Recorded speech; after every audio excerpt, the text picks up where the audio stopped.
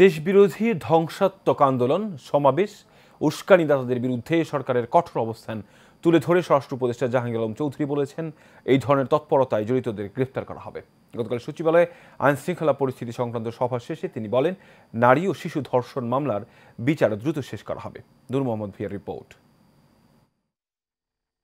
স্বাধীনতা দিবস, পবিত্র ঈদ উল ফিতর, দেশের আইনশৃঙ্খলা পরিস্থিতি সহ সবকিছুকেই প্রাধান্য দিয়ে আইনশৃঙ্খলা পরিস্থিতির অষ্টম সভা করে স্বরাষ্ট্র মন্ত্রণালয়। সভা শেষে স্বরাষ্ট্র উপদেষ্টা বলেন, ঈদকে ঘিরে আইনশৃঙ্খলা বাহিনীর তৎপরতা বাড়ানো হবে, পাশাপাশি বৃদ্ধি পাবে রাজধানীতে গোয়েন্দা নজরদারিও।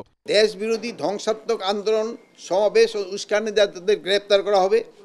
আইন শৃঙ্খলা পরিস্থিতিতে উন্নয়ন ও অপরাধমূলক কর্মকাণ্ড রোধকল্পে আইন শৃঙ্খলা রক্ষাকারী বাহিনীর তৎপরতা বৃদ্ধি, যেমন টহল বৃদ্ধি করা হবে, গোয়েন্দা নজরদারি আরও বৃদ্ধি করা হবে এবং ঈদ যেন নির্বিঘ্নে সবাই করতে পারে এবং রাস্তাঘাটে আরও চেকপোস্টও বাড়ানো হবে এবং বিভিন্ন আবাসিক হোটেল ও বস্তিত অভিযানও বৃদ্ধি করা হবে।